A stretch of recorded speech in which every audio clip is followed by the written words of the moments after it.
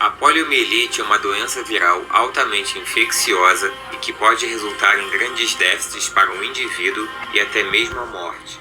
Já foi muito temida e hoje está controlada e caminha para a erradicação global. Vamos entender melhor a poliomielite neste vídeo do Fisiologia Humana.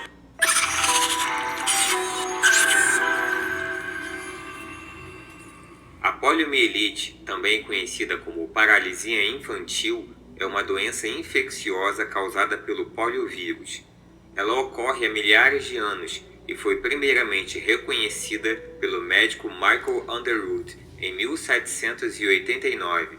O agente causador da doença, o poliovírus, foi identificado em 1909 pelo imunologista Karl Landsteiner. O vírus causa infecção enteral, ou seja, do trato gastrointestinal, especialmente dos intestinos. Mas a infecção intestinal não é o problema. O problema é as raras vezes que a infecção vai além do acometimento enteral. O poliovírus possui 3 sorotipos diferentes e o período de incubação varia de poucos dias até 35 dias. A doença causada pode ser de forma abrangente, classificada em branda e grave.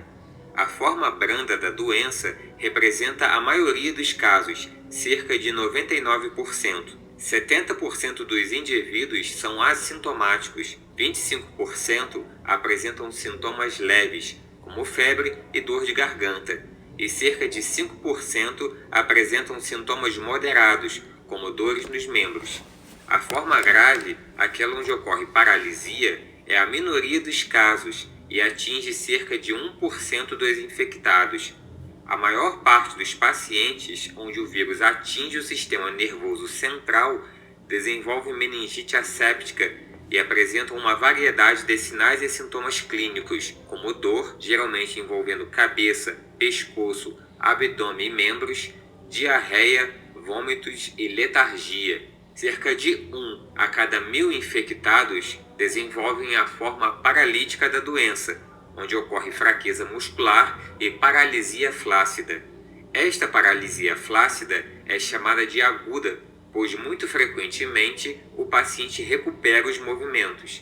Dependendo do local que a paralisia ocorre, ela pode ser classificada em espinhal, bulbar e bulboespinhal. Frequentemente leva à paralisia dos membros inferiores, mas também pode causar paralisia de músculos da cabeça e do pescoço e do diafragma. O acometimento do diafragma é especialmente perigoso, pois por ser um músculo imprescindível para a respiração, a sua paralisação é fatal sem intervenção médica.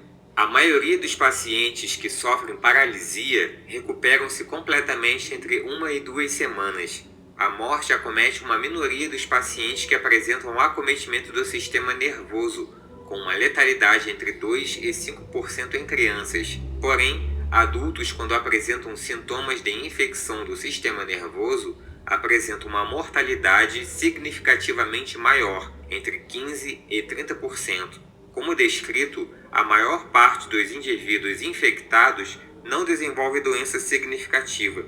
Isso ocorre do fato do sistema imune ser capaz de controlar a infecção na maioria dos casos. Porém, em circunstâncias onde o sistema imune é mais frágil, como na infância, mulheres grávidas ou indivíduos imunodeprimidos, o sistema imune pode não conseguir debelar a infecção e a doença se instala. A doença é espalhada através da ingestão de conteúdo contaminado com material fecal, e costumava ser um problema especialmente grave em regiões sem saneamento básico. A dispersão do vírus ocorre da seguinte forma: uma pessoa infectada com um vírus evacua e suas fezes contaminam a água que esta população utiliza. A ingestão desta água por outra pessoa, seja diretamente bebendo a água ou através de alimentos contaminados, poderá levar à transmissão da doença. Portanto, além da vacinação, a melhoria nas condições de saneamento foram muito importantes para conter a doença. Em áreas com boas condições de higiene, a infecção por meio da saliva pode ser mais frequente. Olhando em um panorama geral, o vírus entra no corpo pela via oral, causando infecção na faringe e via enteral. O vírus replica-se neste local por cerca de uma semana e daí invade o sistema linfático associado ao trato gastrointestinal. Em seguida, espalha-se para a corrente sanguínea, uma condição conhecida como viremia, o que permite ao vírus se dispersar pelo organismo. A viremia pode levar a sintomas parecidos com uma gripe, como febre e dores pelo corpo. Como já descrito, em raros casos o vírus atinge o sistema nervoso central, onde pode causar severos danos, incluindo a morte. A forma paralítica ocorre quando o vírus infecta neurônios motores, neurônios responsáveis por controlarem a ação muscular. Isto pode ocorrer em diferentes locais do sistema nervoso central, como na medula espinhal, no tronco encefálico e no córtex motor. Nesses casos, pode ocorrer uma grande variedade de sinais clínicos diferentes, como rigidez no pescoço e nas costas, dificuldade de engolir, dificuldade para respirar, dores, febre alta, fraqueza muscular assimétrica, ou seja, um dos lados do corpo é mais acometido que o outro, entre outros sinais. A forma espinhal é a mais comum da polioparalítica e resulta da infecção dos neurônios motores localizados na região anterior da medula espinhal. Na fase aguda, há uma forte inflamação local e os sinais nervosos não chegam aos músculos, causando perda de força ou paralisia. Conforme a inflamação diminui, o que vai determinar se o indivíduo irá recuperar totalmente ou parcialmente os movimentos ou se ainda ficará paralisado será a extensão de neurônios perdidos na infecção. Muito frequentemente, o paciente recupera integralmente os movimentos, mas também pode ocorrer grave perda de força ou até mesmo paralisia total. É mais frequente nos membros inferiores e geralmente é assimétrica.